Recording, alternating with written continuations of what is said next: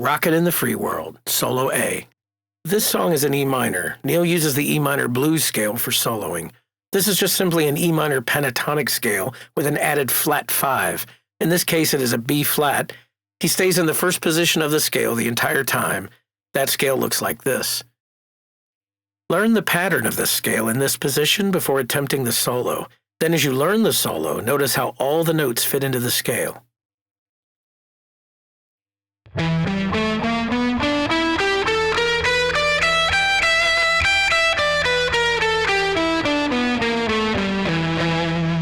Now for the solo. The solo starts at measure 90 with 3/4 notes of a 5th interval, B and E on the 12th fret. Notice that both B and E are in the E minor chord, which is the chord in the background progression behind the solo. First, he strikes a natural harmonic by lightly touching the strings above the 12th fret. The next two, he puts his fingers down on the fret and plays standard notes. He then ends the bar with 2/8 notes of the same interval. Here's the entire measure. Notice that Neil has only played a 5th interval of E minor, a pretty simple idea to begin with, which is what you want in your solos. If you start the solo simply, then you have a lot of room to get more complex. If you start out complex, you can paint yourself in a corner with nowhere to go. The end of the solo should sound stronger than the beginning. This gives it a feeling of excitement. So remember, your first few notes can be very simple. Also note that Neil starts with 3/4 notes plodding along to give you a sense of rhythm, and then he doubles that with 2/8 notes. It is good to mix up rhythms when you are soloing. A whole solo made of 1/8 notes only is not very rhythmically interesting. Use the quarter notes, the eighths, the 16ths, and even the triplet eighths or triplet quarters to give you some fresh rhythm in your solo. Now listen again and hear the excitement build with the 1/8 notes.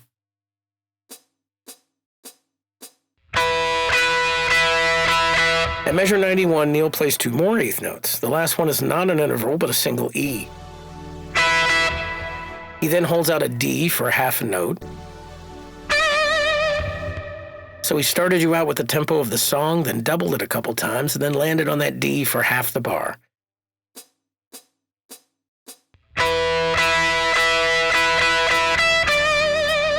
This landing on the D really creates a sense of the blues scale because the D is the 7th of E. It also creates a nice 9th sound over the C chord in the background progression. Then to add even more of a feeling of E blues, he plays the B note, part of the E minor chord, and then the B flat, which is the flatted 5th.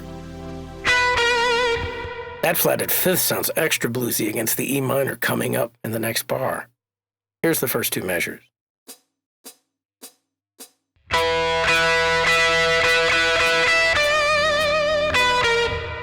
At measure 92, he lands on the G, the 3rd of E minor, for a 1/2 note to really cement in that sound of the E minor chord.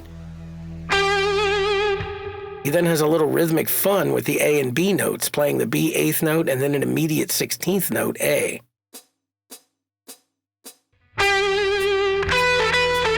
At measure 93, the D chord comes into the background progression, and so Neil bends the A up to the 6th of D, or a B note, and then back down to A, or the 5th of the D chord. Notice that the 6ths are great passing tones, especially when they cycle back to the 5th. He holds that A for a 1/4 note, and then the progression shifts to a C chord. Neil goes back to an 8th E on the top string, and then bends the G up to A for a 1/2 note. Again, see that the A is the 6th of C, and therefore is the same passing tone he used on the D chord, but there is no release after the 1/2 note bend to A back to the 5th. This leaves us hanging a little on the next E minor chord. Now here are all 4 measures played together so you can hear that sense of excitement and variation.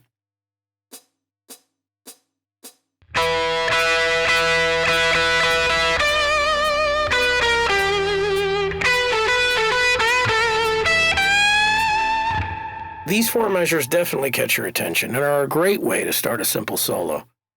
In measure 94, we are back to quarter notes, plodding along this time with 2 Gs bent to A. These 2 A's are now the 4th of E minor and sound like they want to resolve down to G, which is the 3rd of the E minor chord. And that's just what they do. He plays 2 Gs to end the measure. Notice there's a lot of vibrato on these 2 Gs to keep them exciting. This vibrato can be done with your fingers or with a Bigsby bar like Neil has on his Les Paul. Chances are for this track, Neil used the Bigsby. These 4 quarter notes take us back to the tempo and establish the beat once more. The 2 final Gs also really cement the idea of E minor in the ear. Here's the entire measure.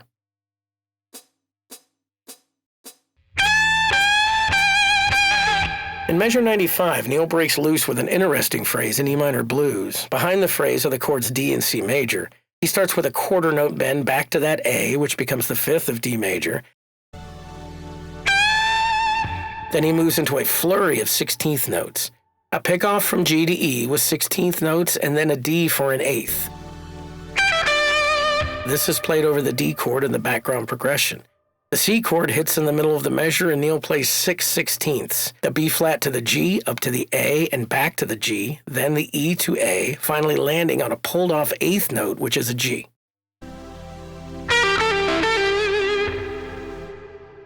See how the notes work so well over the D and C major chords? Over the D chord, he plays the A, 5th of D, then works his way down to a D, the root of the chord. This allows for the changes in lead to reflect the changes in the background chords. When the rhythm hits the C major chord, Neil plays around with the 6th and 7th of C, A and B flat, for a beat, and then in the next beat, he plays the 3rd of C and E, a quick A, and then resolves that 6th down to the 5th, or a G. Notice this G note is also the minor 3rd of E minor, which is the next chord in the progression. Here's the whole measure. Listen to how the notes sound against the backing chords. Resolving back to the minor 3rd of E, regardless of the backing chords, seems to be a recurring theme in this solo. Let's see if it continues. In measure 96, the progression is back to E minor, and Neil really wants you to feel it. He plays an E 8th note and then a B and G double stop 16th right after it to really get into that rhythm. Notice this is the same thing he did in measure 92, using variation and rhythm or moving from a 16th to an 8th. He also repeats the phrase twice and then plays a quarter note on the root E. After this, there are 3 8ths, 2 E's, and a G. Here's the whole thing. When you listen to this phrase, you can really hear the cool rhythm that Neil creates of that E minor chord. Funky, man. So awesomely funky.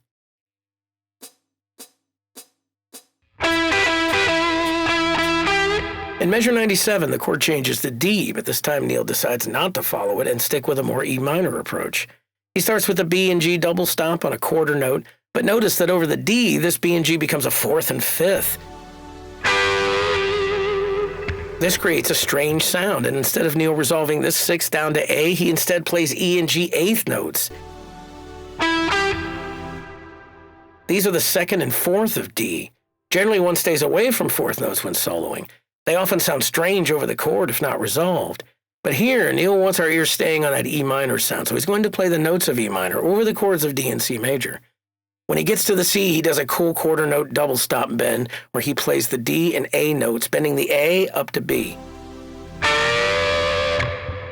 This creates a strange DB double stop over the C. That would be the 9th and the major 7th of the C. Right after the double stop, he plays 2 8th notes, the same 2 that make up the double stop. Again, the quarter note followed by 2 8ths creates excitement and a sense of moving forward. Also, by playing an E minor and not using the notes of the D and C chords, Neil is creating a lot of anticipation for that E minor in the next measure. Here's measure 97.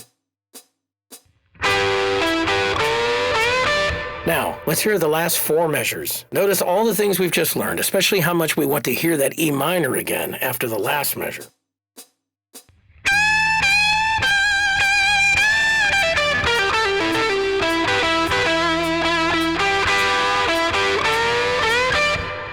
And now, in measure 98, that E minor chord hits in the background progression, and our ear says, yeah, that's what we wanted to hear. And Neil doesn't disappoint. He plays a nice unison bend with the D bent to E for 2 dotted quarter notes. Now, those are the same as a quarter note and an 8th together. This throws us out of our rhythm and adds a feeling of syncopation, adding spice to the solo. It's almost as if the tempo is slowed because of these dotted quarter notes, and since Neil has been keeping his notes in E minor, even over the D and C chords, when the E minor hits in the rhythm, we love that rhythmic pause on the quarter to make it a dotted quarter. It throws off that plodding quarter note feel we had in the beginning. Our ears are back in E minor, but our rhythm has now become bizarre, and we're a little lost. So Neil plays the same unison bend and 2 eighth notes to get us back to our standard rhythm before the D and C show back up. Here's the whole measure.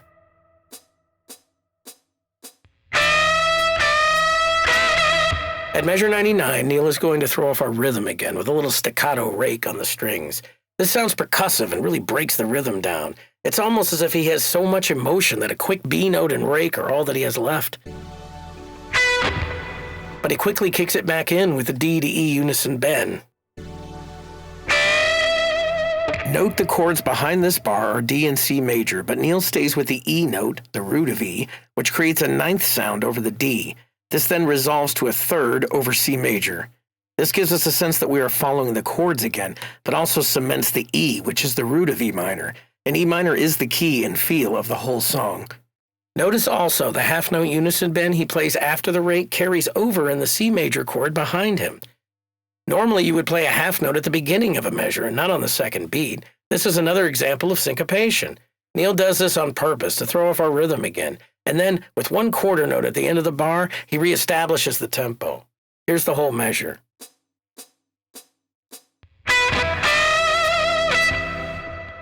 At measure 100, the chord progression is back to an E minor chord, and Neil lays it on heavy with 2 more dotted 1/4 note E unison bends.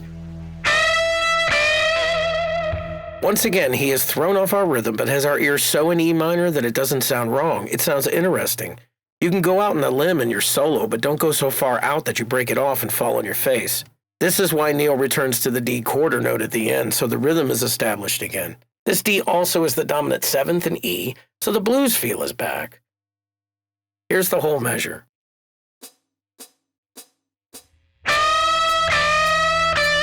At measure 101, he plays the strangest part of this solo. The chord progression, of course, is back to D and C major, but here Neil plays a G note, a 4th, over the D chord the entire time. This sounds like it actually conflicts, and for a moment our ears go, wait, that don't match. But then it's over and we are onto the C major. This is the beginning of grunge rock right here. Break the rules, but only if it sounds cool. Now by Neil playing a dotted 1/4 instead of a standard 1/4, he slips off the rhythm, only to jump back on with 5 eighth notes in a row.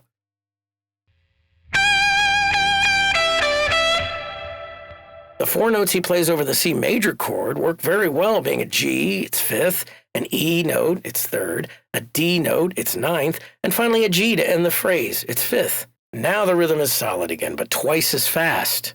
Here's the whole measure. Now here are the last 4 measures altogether.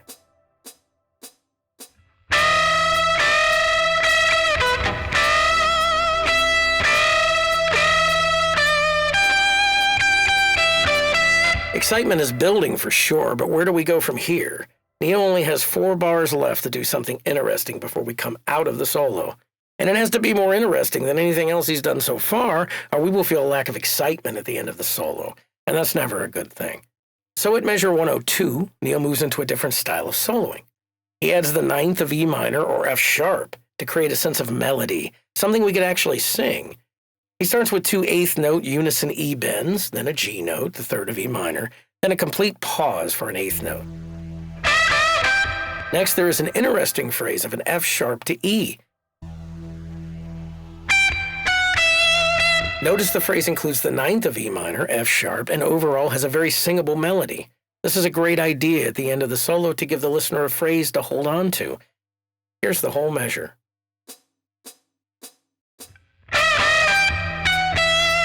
Now this phrase repeats at measure 103, but without the silent 8th note. This makes the phrase sound shorter, and we feel an end coming to the solo. Over the C major chord, he climbs back up the scale and includes the F sharp, which gives us a C Lydian feel. This C Lydian works great, considering it is the G major scale starting and ending on C.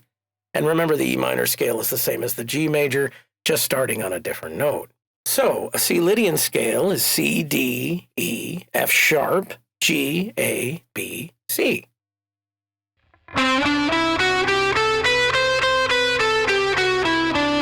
Notice, same as a G major, just starting on C and ending on C.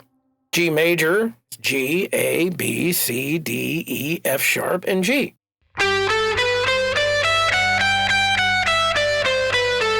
Same scale, starting on G, ending on G, makes it G major.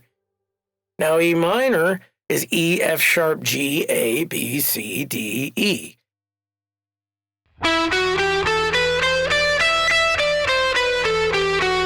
Same exact scale as G major and C Lydian, just starting on E now and ending on E. Notice they are all the same scale, just starting on different notes. Notice also they sound different from one another. This is how modes work. A mode, like C Lydian, is simply a G major scale starting and ending on C. And E minor is simply a G major scale starting and ending on E. So Neil's use of C Lydian makes complete sense. It's also why his melodic ending includes a raised fourth, F sharp, rather than the natural fourth. If you replace that F sharp with an F natural, you will lose the melodic feel of E minor, which is the key. Go ahead and try using the F and notice the difference in sound.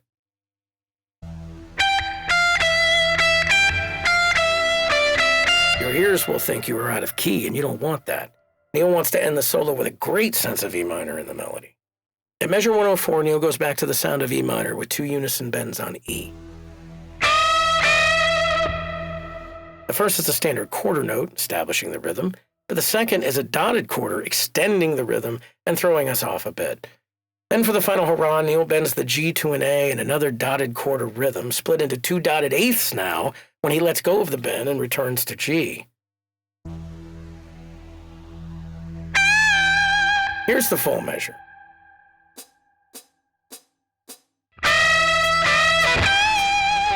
This gives us a confused rhythm right at the end of the measure. After all these dotted quarter notes, where's the beat? But no need to worry. In the last measure, 105, Neil plays a half note G over the D chord, and this slows us down, putting us back in rhythm. That G is the fourth of D again and sounds conflicting until the C chord plays behind it, making it a fifth of C major. The chord that begins the next verse will be in E minor, so all those G's at the end really bring us into the minor feel of E.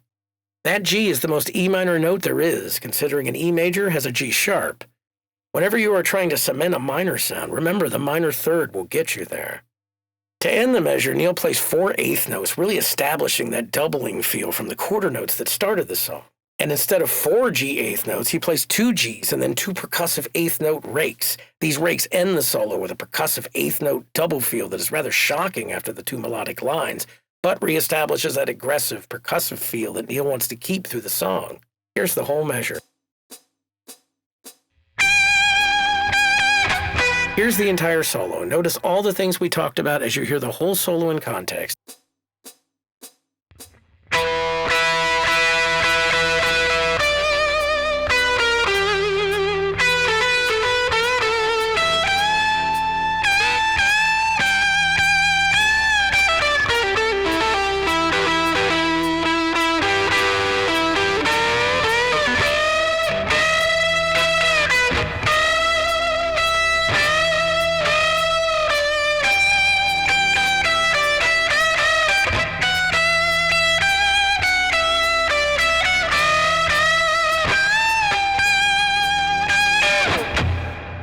Thank you very much for joining me in this look at a solo from Rocket in the Free World. Solo A, I call it. Solo B is the one at the end of the song. It's the one I'll be doing next. Until then, this is the Pickin' Pythagorean signing off and saying, keep those good solos coming.